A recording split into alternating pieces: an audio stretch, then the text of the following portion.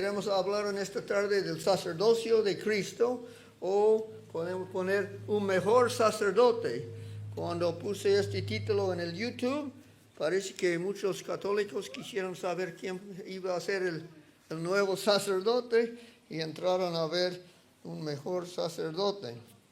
Y nos toca el capítulo 7 ahora, pero debemos recordar dónde terminamos en la mañana, con el capítulo 6 y los versos de 18 en adelante, que dicen: para que por dos cosas inmutables, en las cuales es imposible que Dios mienta, tengamos un fortísimo consuelo los que hemos acudido a asirnos a la esperanza puesta delante de nosotros. Y decimos que la esperanza es puesto delante de nosotros, es una cosa futura, y la esperanza, dice, la cual tenemos como segura y firme ancla del alma, porque dice, la cual tenemos como segura y firme ancla del alma, y que penetra dentro del velo, el lugar santísimo, donde Jesús entró por nosotros como precursor, como el nuevo Moisés, hecho sumo sacerdote para siempre, según el orden de Melquisedec. Lo que está reservado para nosotros, la esperanza que tenemos, es de mucho valor, porque es la salvación final, es el borrar de nuestros pecados, es el recibir el Espíritu Santo en su plenitud, en la lluvia tardía, y recibir a Cristo en su venida. Y con estas ideas en mente comienza el capítulo 7 diciendo: porque este Melquisedec, rey de Salem, sacerdote de Dios Altísimo, que salió a recibir a Abraham, que volvía de la derrota de los reyes, y le bendijo. ¿Recuerdan la historia? Abraham tuvo un sobrino, y el sobrino y Abraham tuvieron mucho ganado, y el sobrino decidió mover más cerca al llano de Sodoma, donde había mucho pasto, y Abraham quedaba en la montaña. Y un día, Dios y dos ángeles llegaron para anunciar la destrucción de Sodoma.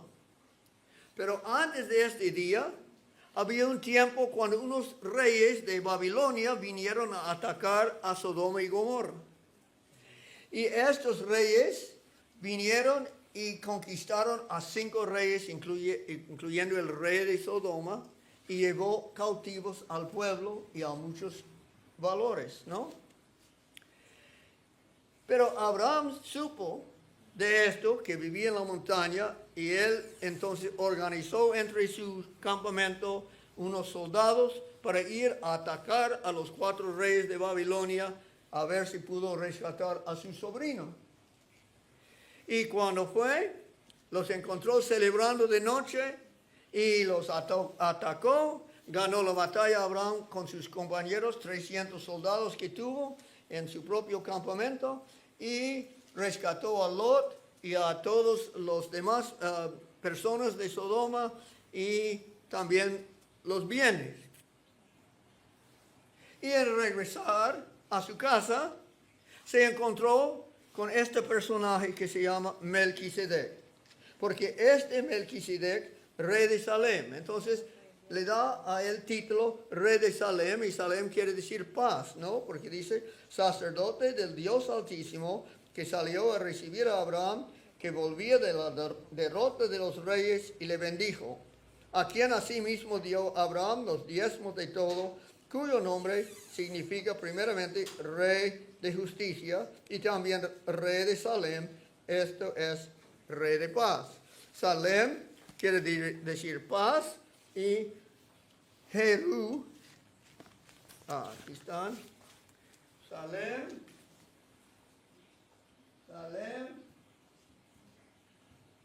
vale paz, y Jeru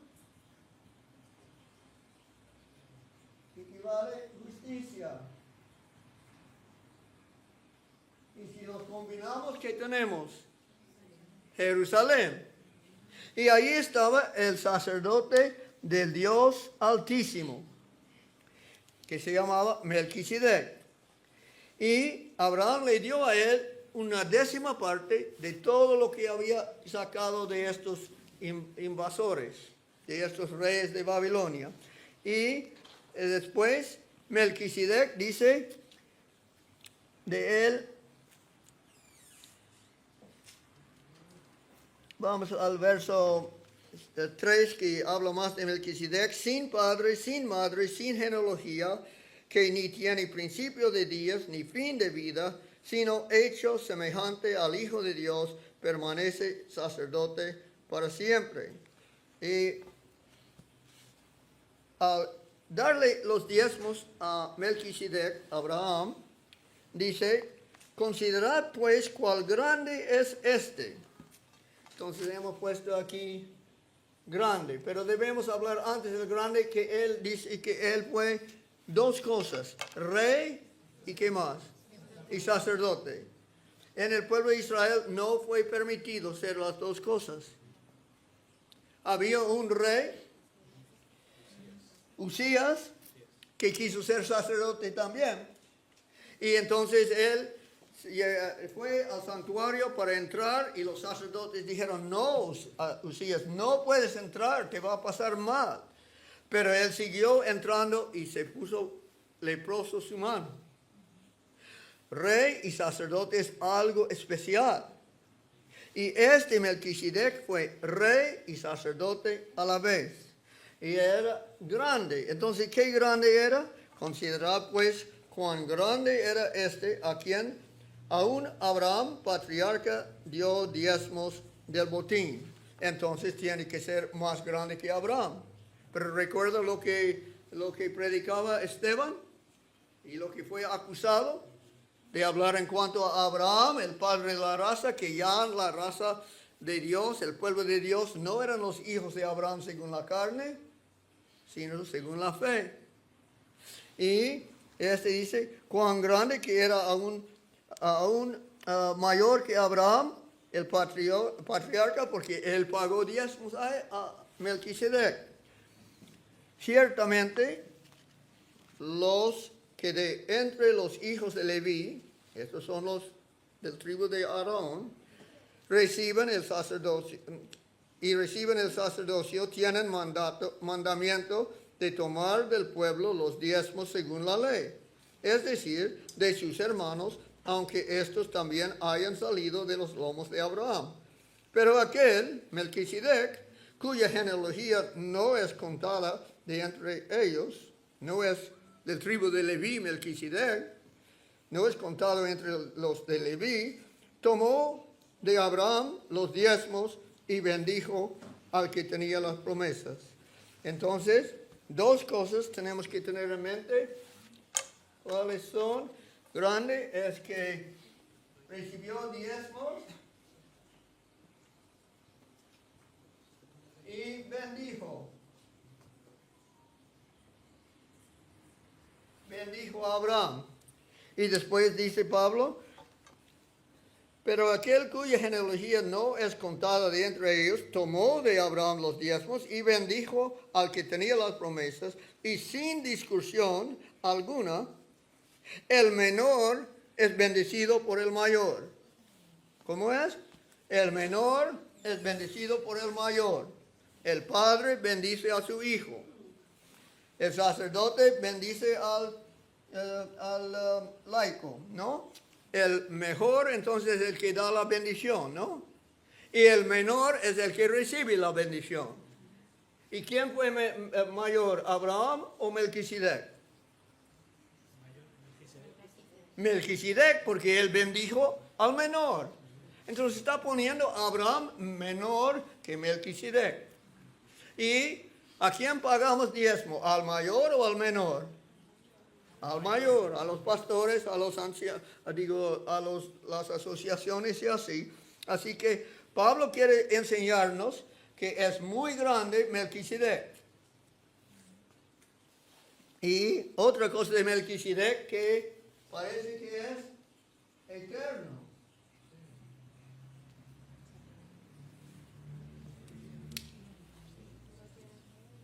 puede ser que fue un señor, un hombre, como Sem, que todavía vivía, el hijo de Noé, que era todavía vivo ahí, pues él vivió en Jerusalén, y como anciano en la casa es el sacerdote, ¿no? El padre de la raza semita. Pero no sabemos de seguro, solo sabemos que es puesto aquí como ejemplo para enseñarnos algo. ¿Y por qué quiere Pablo enseñarnos tanto en cuanto al sacerdocio de Cristo? Esto nos debe interesar, ¿no? Porque ¿para qué estamos estudiando todo este libro de Hebreos si no tiene nada que ver con nosotros?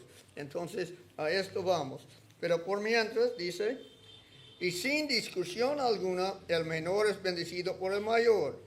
Y aquí ciertamente reciben los diezmos hombres mortales. Pero allí uno que se da testimonio de que vive. Y por decirlo así, en Abraham pagó el diezmo también Leví, que recibe los diezmos, porque aún estaba en los lomos de su padre cuando Melquisedec le salió al encuentro. Cuando Melquisedec encontró a Abraham, ¿había nacido todavía Leví? ¿Había nacido? ¿Quién fue el hijo de Abraham? Isaac. ¿Y hijo de Isaac? Hijo de Isaac era Jacob. Y hijo de Jacob, Leví, ¿no? Y varios 11 más, ¿no? Y una mujer. Entonces, unas generaciones después venía Leví. Pero ¿qué dice la ley? ¿Quién debe recibir los diezmos? La familia de Leví, ¿no? Todos los que trabajaron en el santuario. Pero aquí Pablo quiere decirnos, mire, Leví es menor que Melquisedec.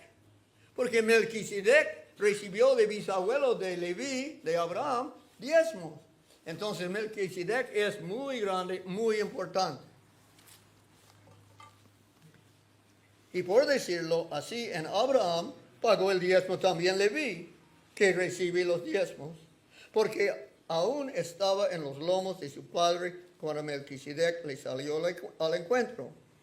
Si pues la perfección fuera por el sacerdocio levítico, porque bajo él recibió el pueblo la ley, ¿qué necesidad haría aún de que se levantase otro sacerdote según el orden de Melquisedec y que no fuese llamado según el orden de Aarón? Ahora Pablo nos quiere hacer un argumento bien fino y dice, ¿para qué Dios levantó a Melquisedec mayor que Leví si el servicio de Leví, los levíticos y Aarón era suficiente? ¿Para qué tener otro sacerdote? Otro tribu de sacerdotes, porque este es del orden de Melquisedec y no del orden de Leví. ¿Por qué otro? Y nos da la contestación. Si pues la perfección fuera por el sacerdocio de Leví. ¿El sacerdocio de Leví trajo la perfección? No lo trajo. Pero el de Melquisedec entonces nos da a entender que va a traer la perfección. Debe ser parte de la esperanza que está guardada en el lugar santísimo. Y entonces esto es parte de lo que esperamos, pero no lo podemos esperar por medio de Leví y por medio de la ley de Moisés. Y recuerda que Esteban hablaba de la ley. Dijeron los acusadores, él habla contra el templo, él habla contra la ley y él habla contra el pueblo. Y ahora entonces Pablo quiere enseñarnos algo en cuanto a la ley. ¿Qué será? ¿Será abrogado la ley? Vamos a ver. Si pues la perfección fuera por el sacerdocio levítico, porque bajo él recibió el pueblo la ley, ¿qué necesidad habría aún de que se levantase otro sacerdote, según el orden de Melquisedec, y que no fuese llamado según el orden de Aarón? Porque cambiado el sacerdocio necesario que es que haya también cambio de ley. Oh, este es fuerte, ¿no? Dice Pablo, mire, si el sacerdocio de Leví ha sido cambiado, ¿y quién puso a Leví? a la ley de Moisés. Sí, el sacerdocio de Leví ha pasado y ahora vamos a entrar al sacerdocio de Melquisedec, el orden de Melquisedec. Entonces Leví ya no vale. Y si Leví no vale, tampoco vale el orden que puso a Leví como sacerdote, que es la ley de Moisés. Y Pablo no enseña lo mismo en Efesios capítulo 2. En el capítulo 2 y el verso 15. Porque vamos con el 14. Efesios 2, 14 y 15.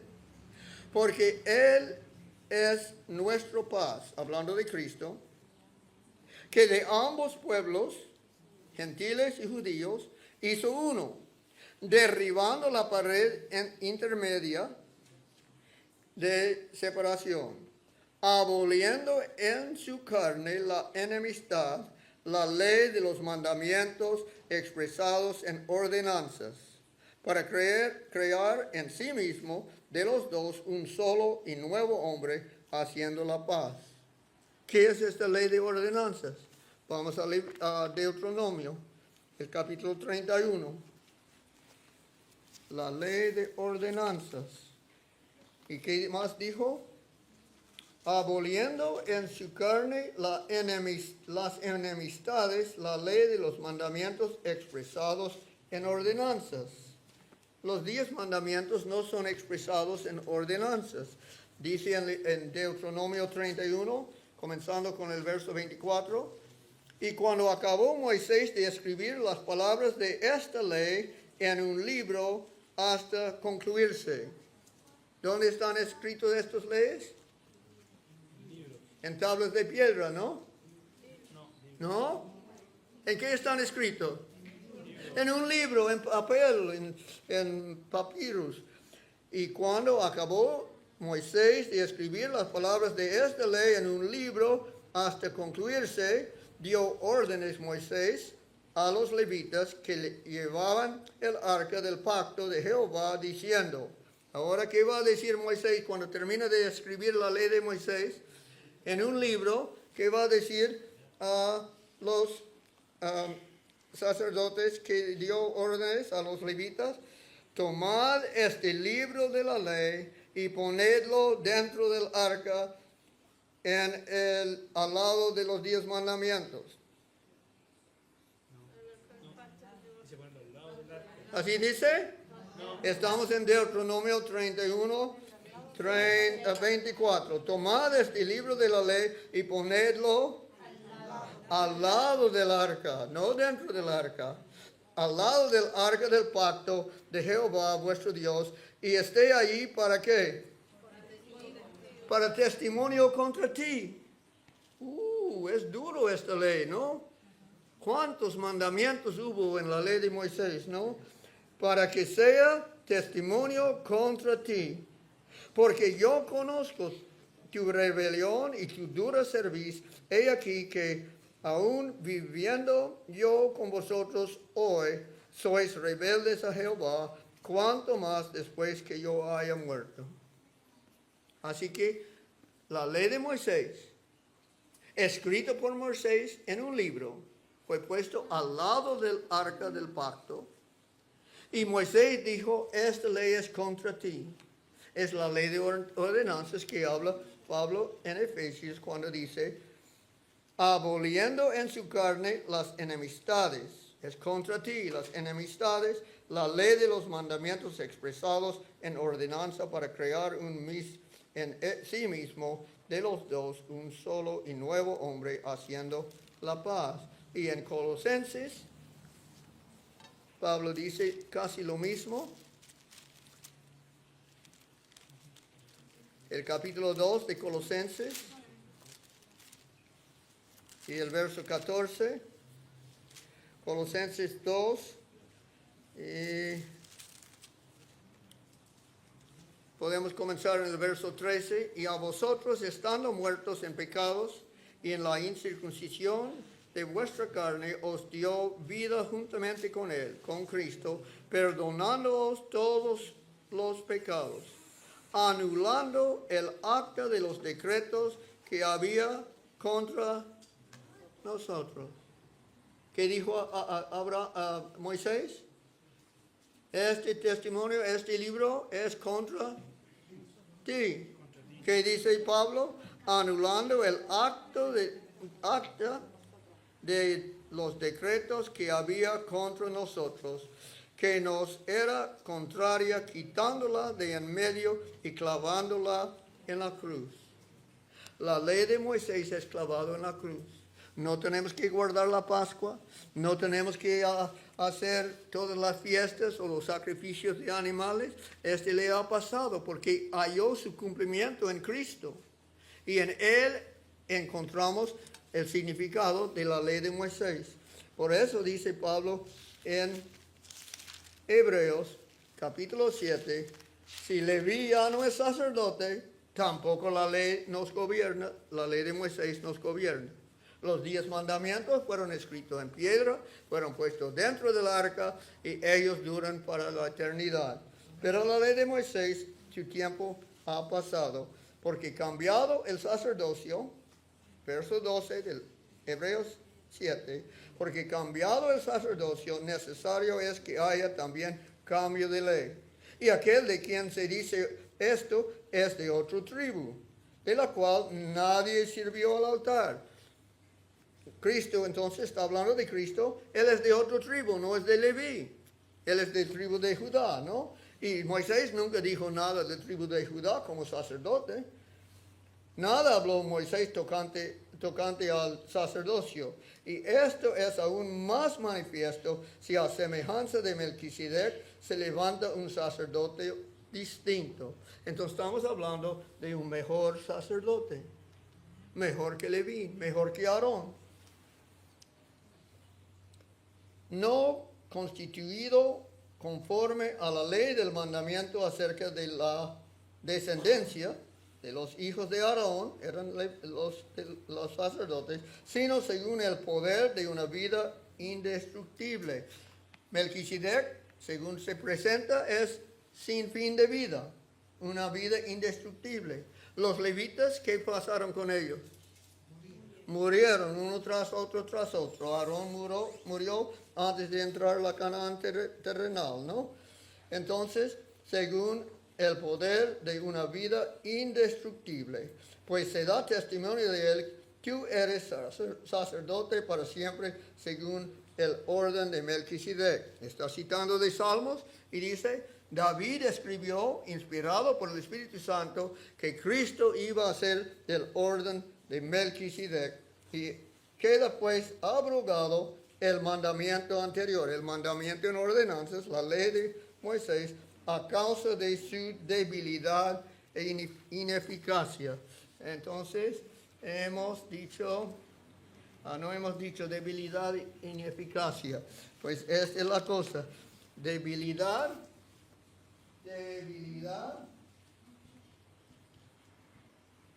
es porque murieron los sacerdotes. Ineficacia, que no pudo que. El ministerio de Leví no pudo que perfeccionar. Ineficacia, no pudo perfeccionar.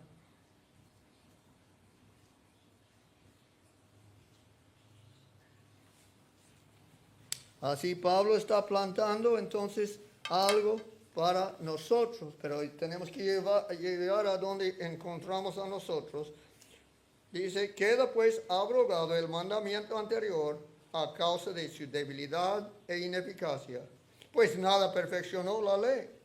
Y de la introducción de una mejor esperanza, es la esperanza que está en el lugar santísimo, por la cual nos acercamos a Dios, la ancla está ahí, jalamos la cuerda del ancla porque vamos hacia el lugar santísimo, llegaremos en el capítulo 12 de Hebreos, y esto no fue hecho sin juramento. Además dice que hay juramento en cuanto al sacerdocio de Cristo, porque los otros ciertamente sin juramento fueron hechos sacerdotes, pero con el juramento del que le dijo, juró el Señor y no se arrepentirá, tú eres sacerdote para siempre según el orden de Melquisedec. Y el orden de Melquisedec, sabemos, incluye rey y sacerdote a la vez. En el capítulo 1 ya vimos a Cristo ungido como rey. Y en el capítulo 2 vimos que Cristo se hizo hombre para que pudo ser sacerdote. Él es del orden de Melquisedec. Por tanto, Jesús es hecho fiador de un mejor pacto. Entonces ahora vamos a hablar de cómo es que es hecho fiador de un mejor pacto. Y en el capítulo 8 vamos a hablar más del pacto, pero por lo menos aquí en Chile hay letreros en las tiendas, no, ¿cómo dice? No se fían. ¿No se fían? ¿Qué quiere decir esto? Que no le damos crédito, ¿no? Algo así, ¿no? Pero aquí dice, Cristo es fiador. Entonces, quiere decir que Él ha hecho promesas. Había una historia en el Antiguo Testamento de un joven que fue muy querido por su papá. Muy querido. Y este joven quedó con el papá cuando sus 10 hermanos fueron a Egipto a comprar comida. Y a estar en Egipto, el señor encargado de la comida era muy brusco con ellos y guardó a Simeón como esclavo o prisionero mientras ellos regresaban a casa. Y el pobre papá ahora faltaba a su primer hijo de Raquel, José, que ya había desaparecido, y ahora Simeón está en Egipto cautivo y llega el día cuando se acaba de nuevo la comida. Y los hijos están llorando y las madres están quejando y los hermanos están discutiendo y papá dice, no puede ir Benjamín. Y los hijos están llorando, y las madres están quejando, y los hermanos están discutiendo, y el papá dice, no puede ir Benjamín. Y los hijos están llorando, y las madres están quejando, y los hermanos están discutiendo, y Rubén dice, yo seré irresponsable. Y el papá dice, en ninguna manera. Y los niños están llorando, y las madres están quejando, y los hermanos están discutiendo, y Judá se pone ante el padre y dice, yo seré fiador, yo seré garante. Tú puedes hacer con mi familia lo que merece. Si yo no traigo de nuevo a Benjamín, déjanos llevar a Benjamín o no podemos comprar comida, porque ese señor de Egipto nos dijo, no nos va a vender nada si no traemos el hermanito menor. Y el papá dijo sí, porque confiaba en Judá, que representa al tribu de Cristo. Amén. Y entonces Cristo es el fiador del nuevo pacto, porque Él es confiable. Amén. Es seguro que Él cumplirá su palabra. Pero el pacto dice, el que peca, muere. Y el fiador tiene que pagar. Judá no tuvo que pagar en aquel día porque ya se reveló José a sus hermanos y toda la familia fue traído a Egipto. Pero el ejemplo no sigue con Cristo. Cristo, siendo fiador antes de la fundación del mundo, prometió al Padre, yo seré responsable por la creación de la humanidad. Y el Padre dice, yo te daré la humanidad como tu esposa. Pero la humanidad falló. Y Cristo tuvo que pagar el precio del fiador. Y por eso dice, por tanto Jesús es hecho fiador de un mejor pacto. Y los otros sacerdotes llegarán a ser muchos debido a que por la muerte no podían continuar. La muerte, ¿no? Débiles. El de Leví era débil, el ministerio. Y los otros sacerdotes llegaron a ser muchos debido a que por la muerte no podían continuar. Mas ¿de quién está hablando? De Jesús. Mas por cuanto permanece para siempre, tiene un sacerdocio inmutable, no cambiable. Por lo cual puede también Y esta es la palabra que nos interesa. Por lo cual puede también que. ¿Y Cristo no nos salvó en la tierra? ¿Qué tiene que ver la salvación este sacerdocio? Por lo cual puede también salvar perpetuamente a los que por él se acercan a Dios, viviendo siempre para interceder por ellos. Tenemos que aprender de este verso que la intercesión de Cristo en lugares celestiales es de igual importancia como su muerte en la cruz. Lo que hizo en la cruz, ¿para quién hizo? Para todos los hermanos. Pero no todos los hermanos se salvarán. No todo el mundo se va a salvar. ¿Por qué? Únicamente los que acercan a Cristo como su mediador, como su fiador del pacto, serán salvos.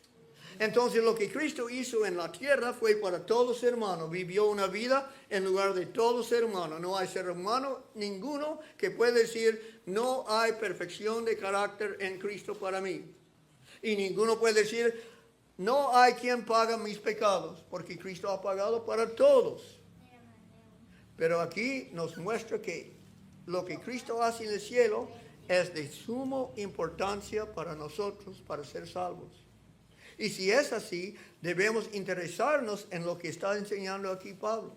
Porque él nos quiere llevar hasta el juicio final, preparados para el juicio. Esto vamos a encontrar en el capítulo 12.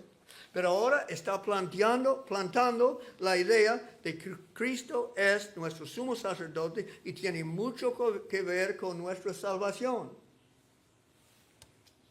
Por lo cual, puede Cristo también salvar perpetuamente a los que por él se acercan a Dios. ¿No es lo que dice en 1 de Timoteo? 1 de Timoteo, el capítulo 2.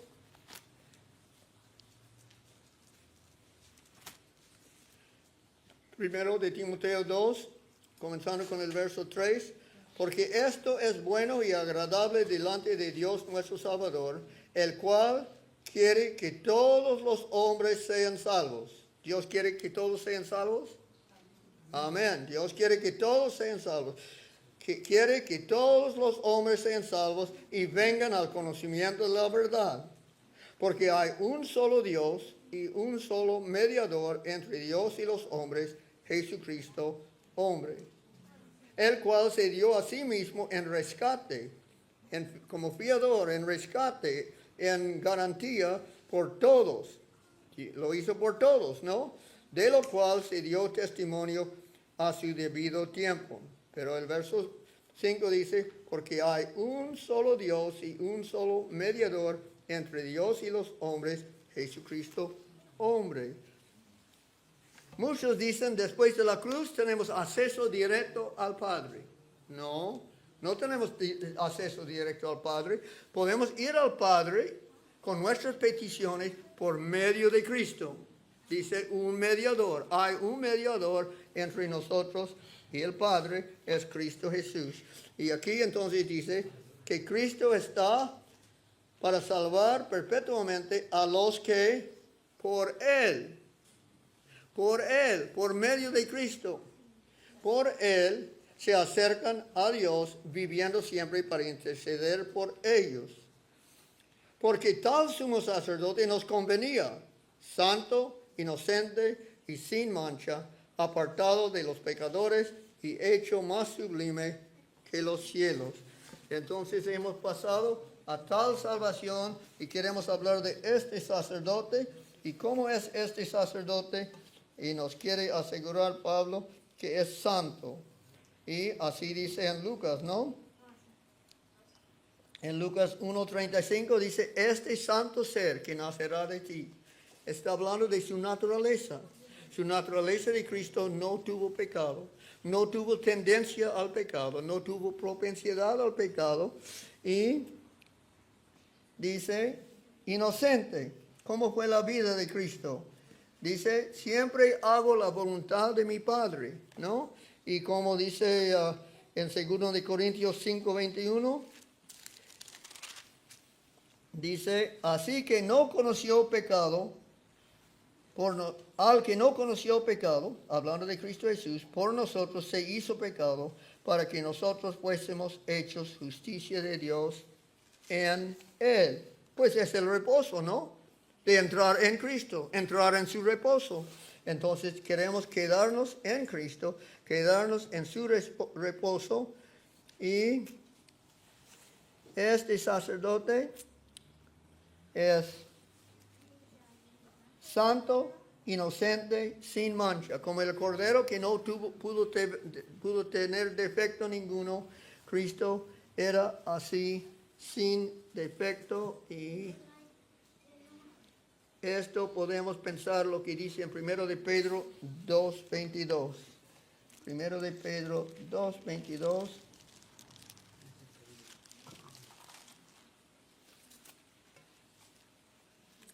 Hablando de nuestro Señor Jesús.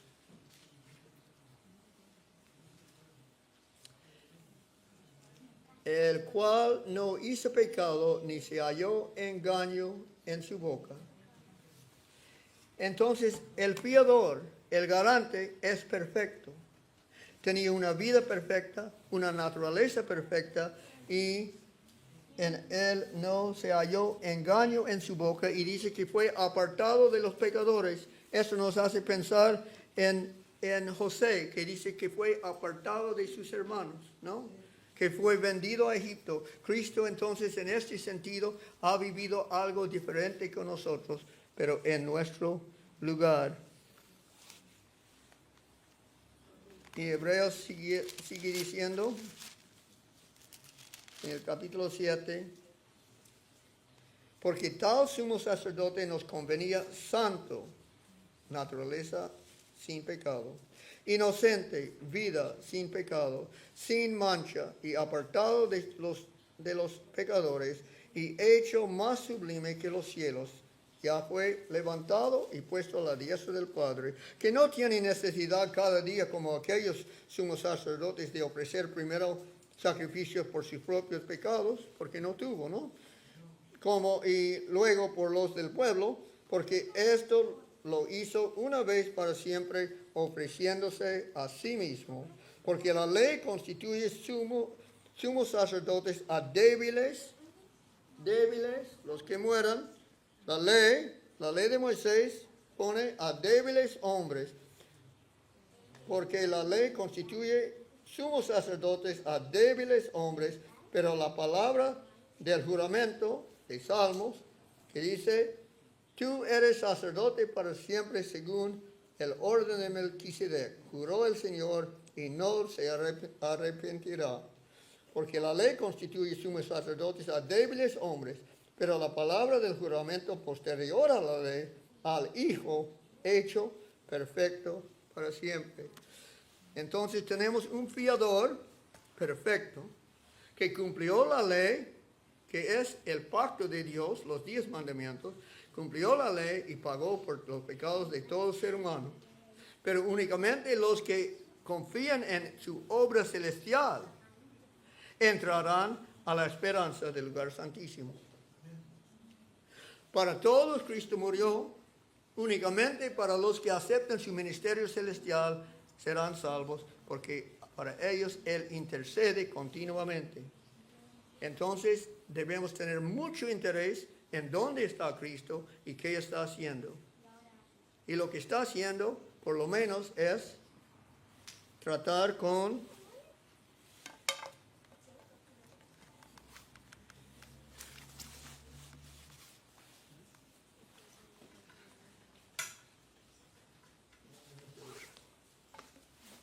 se puede ver, con malas obras.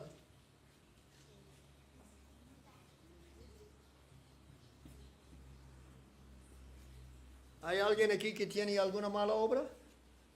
Amén. Pues unos confiesan sus pecados, ¿no? Otros, ¿no?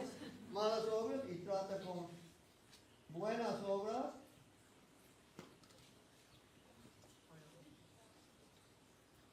¿Algunos han hecho alguna buena obra este año? ¿Nadie? Amén. Debemos estar llenos de buenas obras, dice la Escritura. Llenar nuestras vidas con buenas obras. Cristo trabaja con esto y trabaja con personas. ¿Aquí hay alguna persona? A ver las manos de los que son personas. Bueno, para la persona, Cristo justifica. Es que te da aceptación. La justificación por fe sola. Cristo justifica a personas. Cristo perdona a malas obras, si los confesamos. Y Cristo purifica a buenas obras, porque nuestras buenas obras no son perfectas. Por eso necesitan ser purificados con la sangre de Cristo y mezclados con el incienso de su justicia. Es la obra celestial de Cristo. Y si nosotros cometemos malas obras, o hacemos buenas obras, o queremos ser aceptados para con Dios, entonces estamos muy interesados en su ministerio celestial. Que Dios nos ayuda a seguir al Cordero por donde quiera que vaya.